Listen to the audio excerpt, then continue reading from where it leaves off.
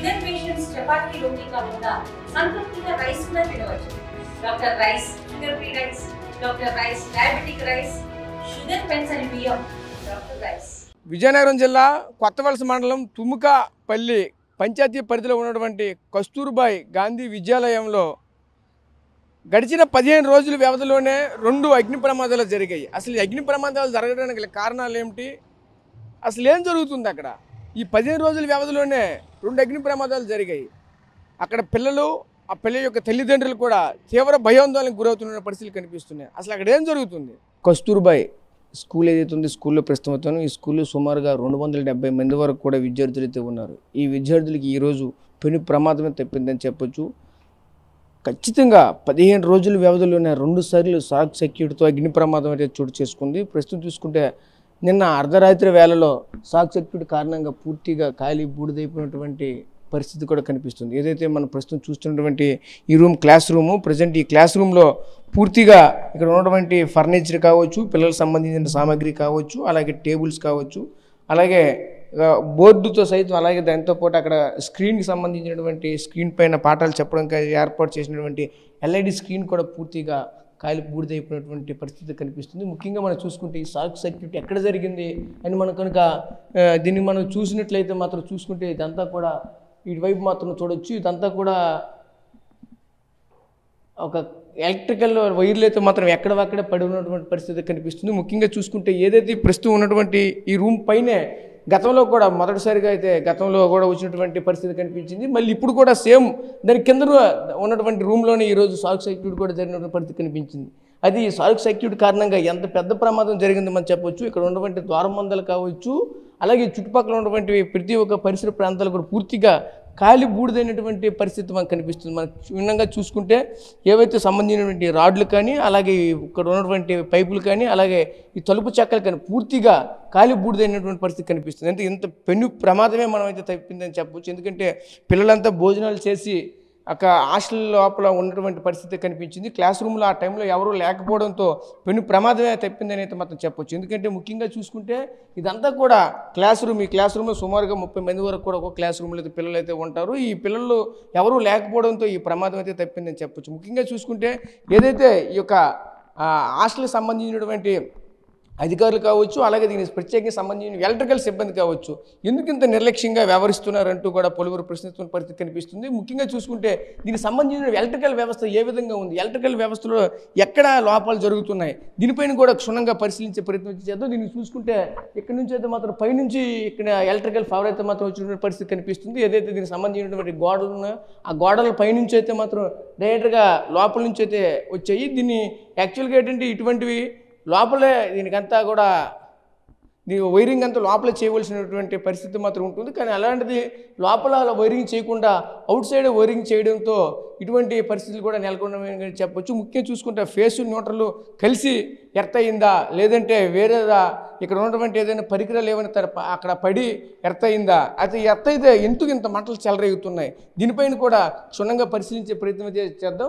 ముఖ్యంగా చూసుకుంటే చూడొచ్చు అటువైపు ఉన్నటువంటి ఎలక్ట్రికల్ వైర్లు కావచ్చు, అలాగే ఇటువైపు ఉన్నటువంటి ఎలక్ట్రికల్ వైర్ కావచ్చు.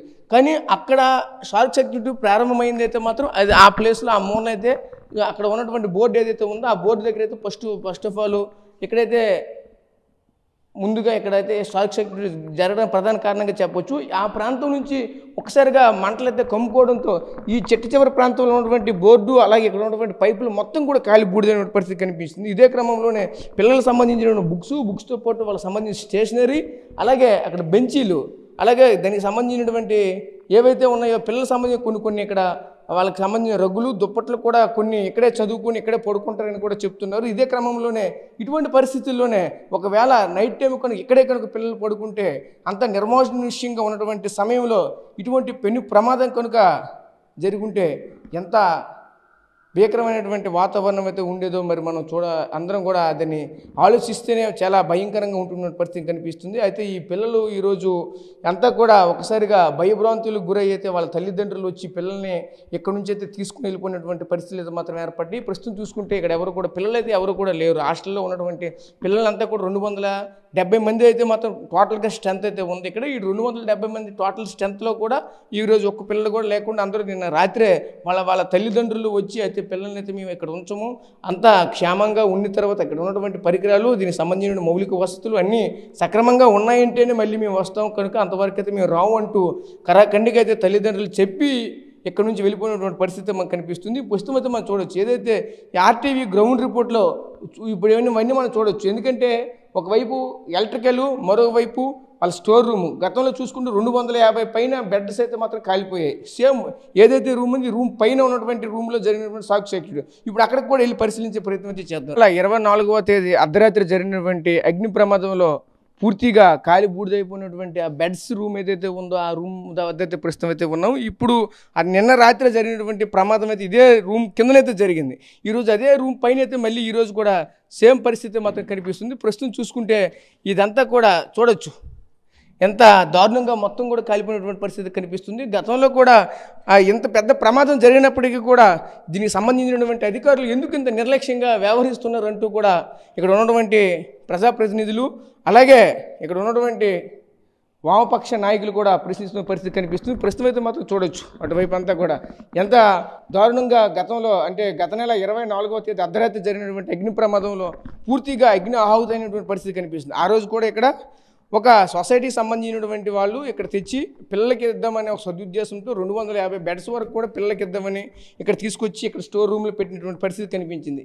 ఆ రోజు జరిగినటువంటి ప్రమాదం కూడా సేమ్ పరిస్థితి. ఆ రోజు చూసుకుంటే వచ్చిన స్టార్టింగ్లోనే ప్రమాదం జరిగినటువంటి పరిస్థితి కనిపించింది. అదే ఇప్పుడు చూసుకుంటే ఒక మూలకి అంటే ఆ రూమ్ ఏదైతే ఉందో రూమ్ చివరన ఉన్నటువంటి బోర్డులో షార్క్ సర్క్యూట్ జరిగినటువంటి పరిస్థితి కనిపించింది. ఏదేమైనప్పటికైనా సరే ఇక్కడ కూడా చూసుకుంటే పూర్తిగా ఉన్నటువంటి గ్రిల్స్ కావచ్చు, విండోస్ కావచ్చు, అన్నీ కూడా పూర్తిగా కాలిపోయినటువంటి పరిస్థితి మనకు కనిపిస్తుంది. అయితే ఇంత భారీ ప్రమాదం గతంలో కూడా జరిగింది. ఇంత పెద్ద ప్రమాదం జరిగినప్పటికీ కూడా అంటే ముఖ్యంగా చూసుకుంటే ఇక్కడ పిల్లలైతే 270 మంది పిల్లలైతే ఉంటారు. అయితే ఈ 270 మంది పిల్లలు కూడా ఇంతటి పెద్ద ప్రమాదం జరిగేటప్పుడు ఎందుకు ఇంత నిర్లక్ష్యంగా వ్యవహరిస్తున్నారు? వీళ్ళందరి పరిస్థితి ఏంటి? ముఖ్యంగా మనం చూడొచ్చు, ఇదంతా అప్పుడు జరిగినటువంటి ప్రమాదంలో అక్కడ ఉన్నటువంటి ఫ్యాన్ తాలూకు రేకులు కూడా పూర్తిగా ఇరిగిపోయినటువంటి పరిస్థితి కనిపిస్తుంది.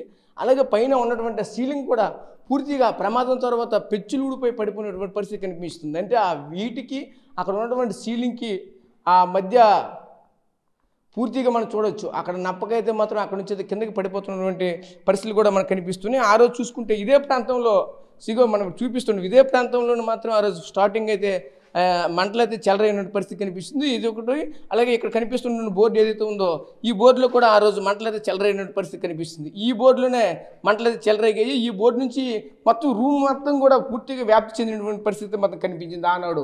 కానీ ఇంత పెద్ద ప్రమాదం జరిగినప్పటికీ కూడా ఈ జిల్లా అధికారి యంత్రాంగం కూడా ఆ రోజు వచ్చి చూసింది ఇక్కడ ఏం జరుగుతుందని చెప్పేసి అయితే మాత్రం ఉంది. కానీ ఎటువంటి చర్యలు తీసుకున్నారు? ఎవరు ఎటువంటి చర్యలు తీసుకోకుండా మళ్ళీ నిన్న అర్ధరాత్రి అయితే ఈ యొక్క ప్రమాదం అయితే మాత్రం మళ్ళీ చోటు చేసుకుంది. సేమ్ గతంలో ఎటువంటి పరిస్థితులు మన నెలకొన్నాయో అదే పరిస్థితులు కూడా ఈరోజు కూడా మళ్ళీ నెలకొన్నాయి. కిందన చూసుకుంటే సేమ్ పరిస్థితి, అక్కడ కూడా పిల్లలు అయితే ఉన్నారు. ఆ టైంలో మాత్రం భోజనం కోసం బయటకు వచ్చేసరికి అయితే మళ్ళీ అక్కడి నుంచి ఇక్కడికి వచ్చే టైంకి మొత్తం అంత మబ్బులు అంత సంబంధించినటువంటి పొగలు కమ్ముకున్నటువంటి పరిస్థితులు మనకు కనిపించాయి. అసలు ఏం చేయాలో తోచినటువంటి పరిస్థితుల్లో దగ్గరలో ఉన్నటువంటి ఫైర్ స్టేషన్కి వెంటనే ఫోన్ చేయడంతో వెంటనే వచ్చి ఫైర్ సిబ్బంది మంటల అదుపులో తీసుకున్న పరిస్థితి మనకు కనిపించింది.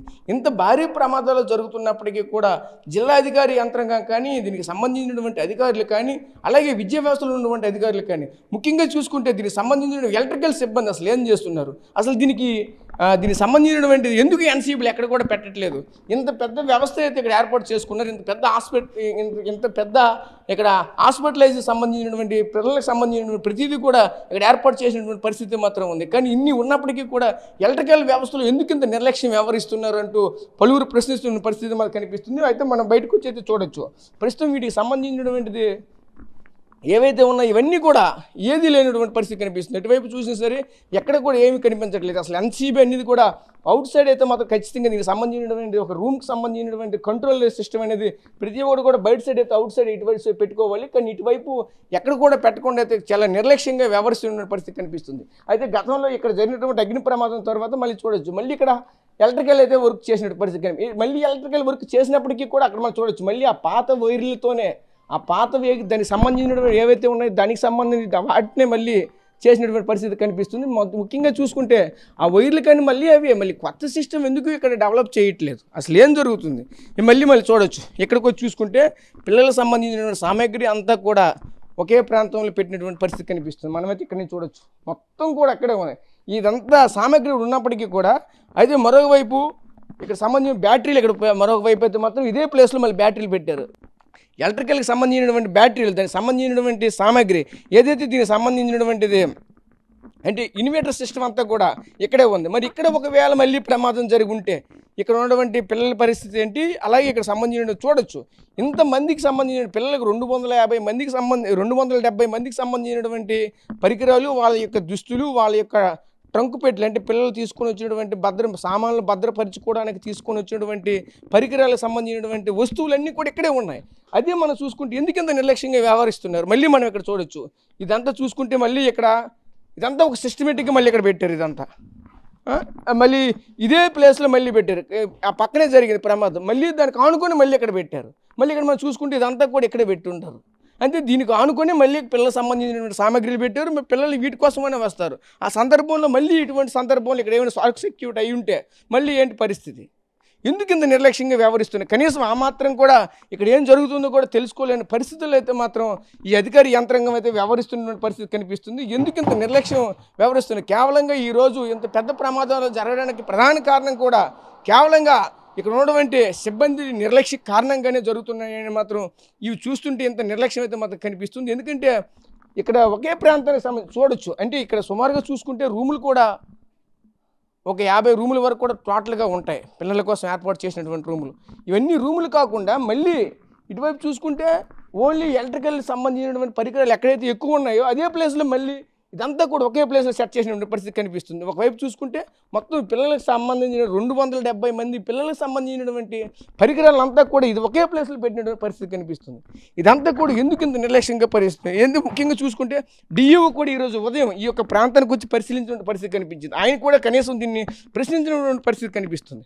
అసలు ఎందుకు ఇంతగా వ్యవహరిస్తున్న పరిస్థితి కనిపిస్తుంది. అలాగే నేను సాయంత్రం కూడా దీనికి సంబంధించినటువంటి ఈ నియోజకవర్గానికి సంబంధించినటువంటి కోళ్ళ లలిత్ కుమార్ గారు కూడా వచ్చారు. కానీ ఆవిడ కూడా కనీసం ఇవేవి పరిశీలించకుండా ఓన్లీ కిందకే వచ్చి ఆ పిల్లల్ని అందరినీ వాదర్చి వెళ్ళిపోవడం సహజం కాదు. ఎందుకంటే రావాలి లోపల అక్కడ ఏం జరుగుతుందో చూడాలి. ప్రతి ఒక్క అంశాన్ని కూడా కూలంకుషంగా పరిశీలించాలి. అక్కడ ఆజ్యం అనేది ఎక్కడ జరుగుతుంది? ఇటువంటి ప్రమాదాలు జరగడానికి కారణం ఏంటి? ఎందుకంటే 15 రోజుల వ్యవధిలోనే 2 ప్రమాదాలు చోటు చేసుకున్నాయి. ఎందుకంటే అభయం శుభం తెలియనటువంటి చిన్న పిల్లలు, వీళ్ళకైతే ఏమీ తెలియని పరిస్థితి ఉంటుంది. కస్తూర్బాయి స్కూల్లో ఉన్నటువంటి బాలికలంతా కూడా వాళ్ళకి అసలు ఏమీ తెలియని పరిస్థితి కనిపిస్తూ ఉంటుంది. ఎందుకంటే వాళ్ళకి బయట ప్రపంచానికి ఏమీ తెలియదు, లోపలే ఉంటారు. వాళ్ళంతా కూడా వాళ్ళ ప్రపంచం అంతా కూడా 4 గోడల మధ్యనే సాగుతుంది.